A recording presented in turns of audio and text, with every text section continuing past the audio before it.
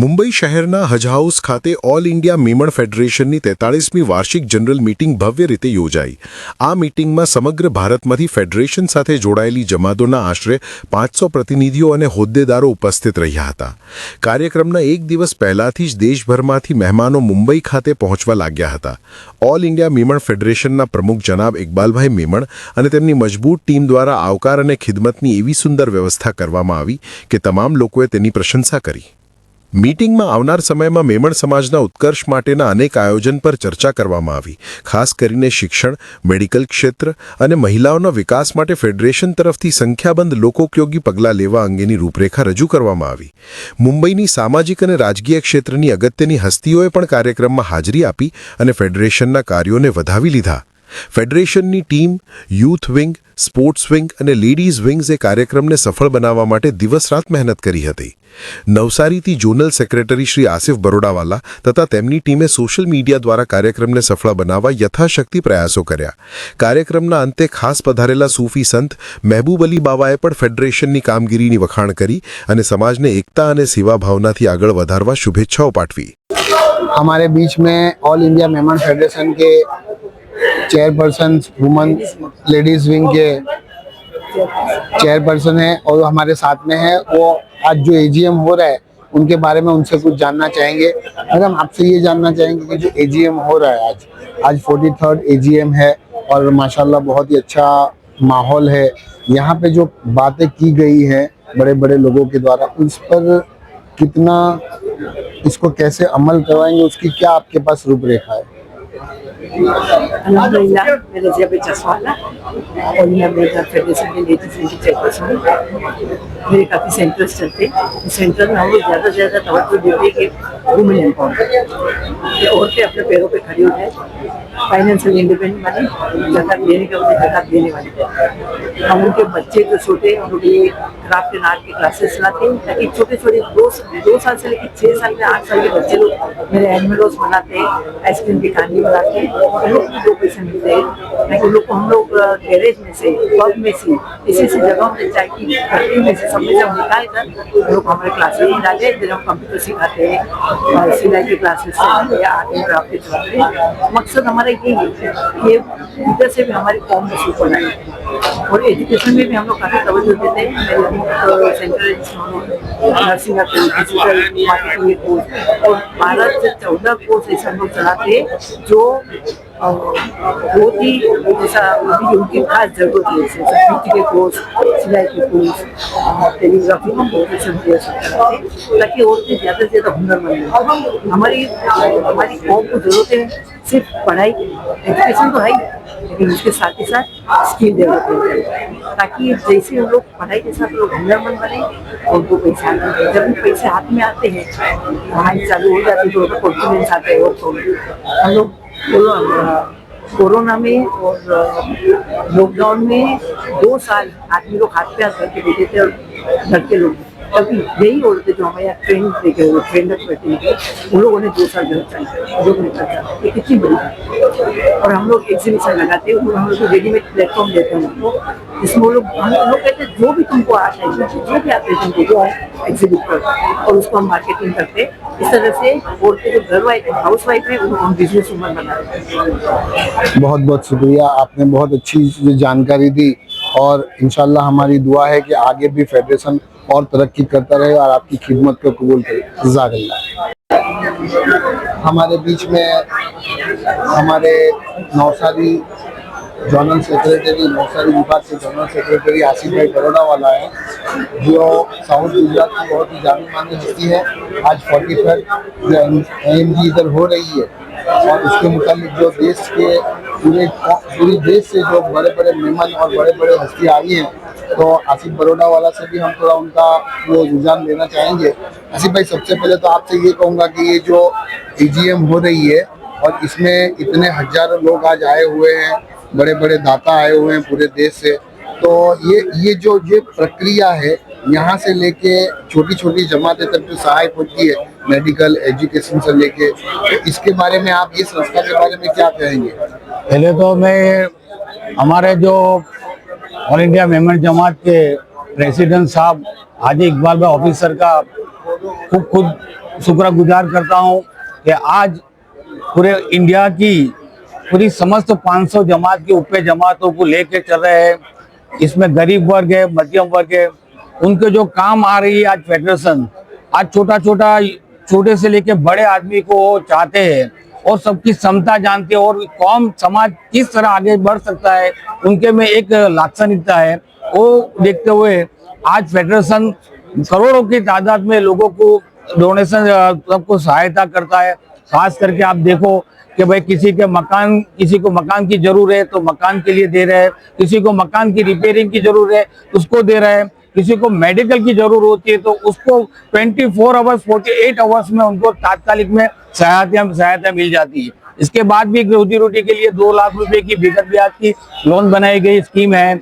इसके बाद आप देखो कि हमारी बहनों के लिए सिलाई मशीन का एक हुनर से लेके वो रोजी अपनी चला सकती है, ऐसा हुनर मैंने बताया है और कर रहे हैं। और ये नहीं, पूरे हिंदुस्तान के अंदर ये मेमन जमात फेडरेशन जो है हमारे हाजी इकबाल भाई ऑफिसर साहब के, आप देखो कौम की समाज की बात है वो सही बात है, और कौम को छोड़ के पूरे हिंदुस्तानी हमारे कोई भी धार्मिक भाई होता है, कभी भी कोई आपत्ति आती है तो फेडरेशन आगे आता है और उसकी सेवा के काम को आगे बढ़ाता है।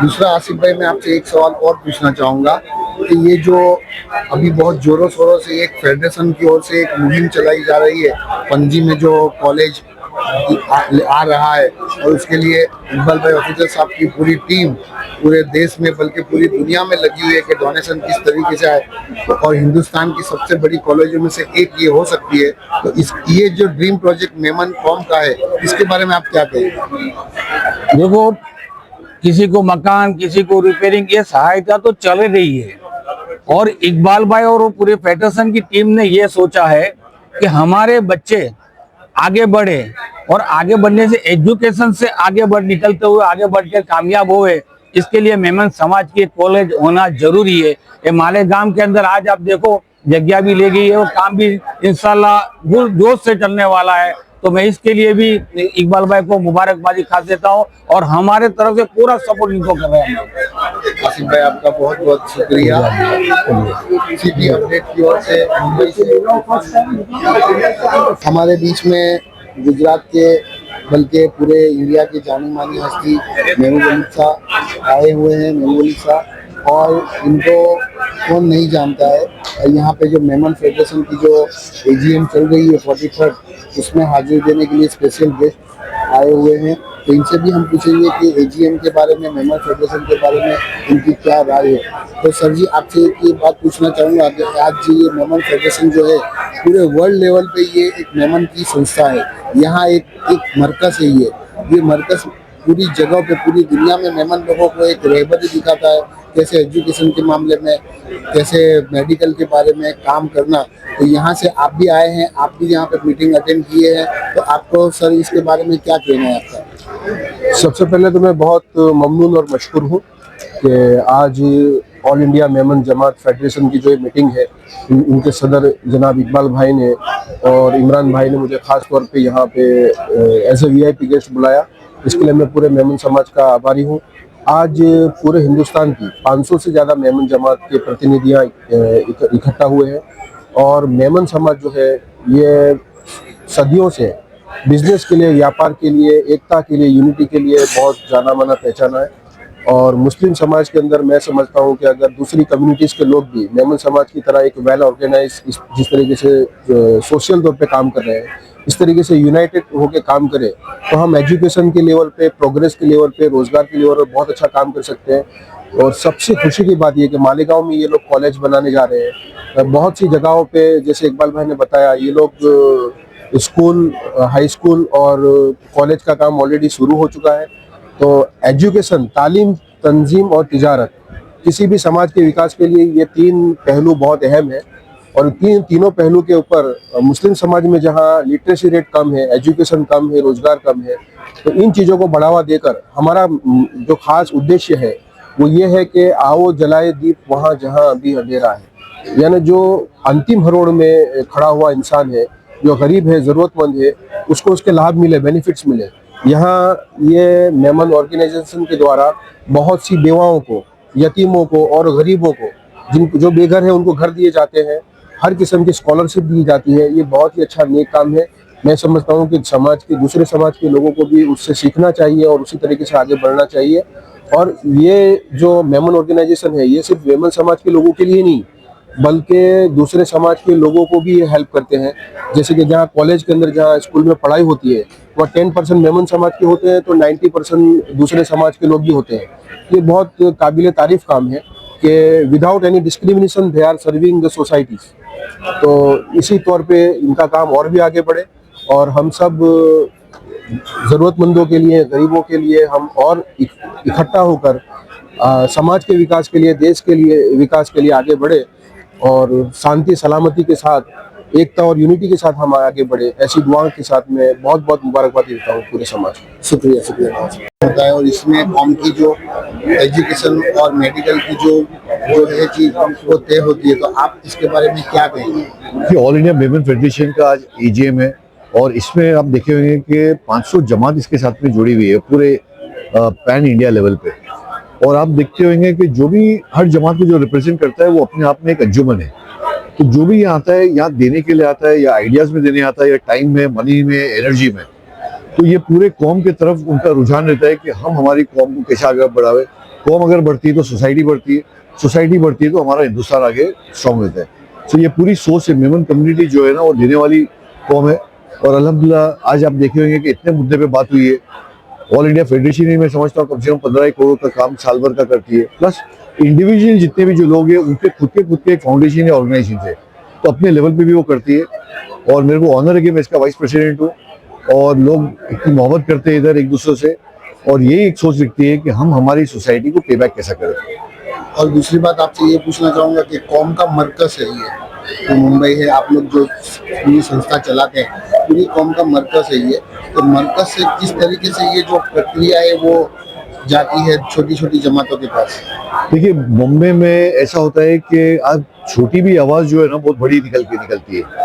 तो एक सेंट्रलाइज जो बॉडी है हमारी वो मुंबई की है और मुंबई में जो हमारे विजन्स होते हैं, जो काम होते हैं, हम उसको सोशल मीडिया की तरफ से लोगों को हम पहुंचाना चाहते हैं ताकि एक अवेयरनेस लगे और लोग भी हमारे साथ में ज्वाइन रहे। और जितने लोग उसमें ज्वाइन होते हैं तो उसमें हमारी स्ट्रेंथ बढ़ती है और इवेंचुअली ये स्ट्रेंथ जो है ना ये कौम को ही काम आती है। तो मुंबई का ऐसा स्ट्रॉन्ग बेस है और काफ़ी लोग इसमें हमारे साथ में जुड़े हुए। कुछ लोग जो है वो फ्रंट टेबल के ऊपर है, कुछ लोग बैक हैंड से भी है, लेकिन हर एक आदमी यही सोच रहा है कि हमारा टाइम, मनी, एनर्जी कौम के लिए कैसा लगे और हम हमारा प्लेटफॉर्म कम्युनिटी का कैसा स्ट्रॉन्ग करें। आगे के लिए भी आपको बहुत बहुत सारी शुभकामनाएं। Thank you so much sir, thank you. जरूर मैं आता हूँ, मुलाकात करता हूँ सर। चलो सर, थैंक यू।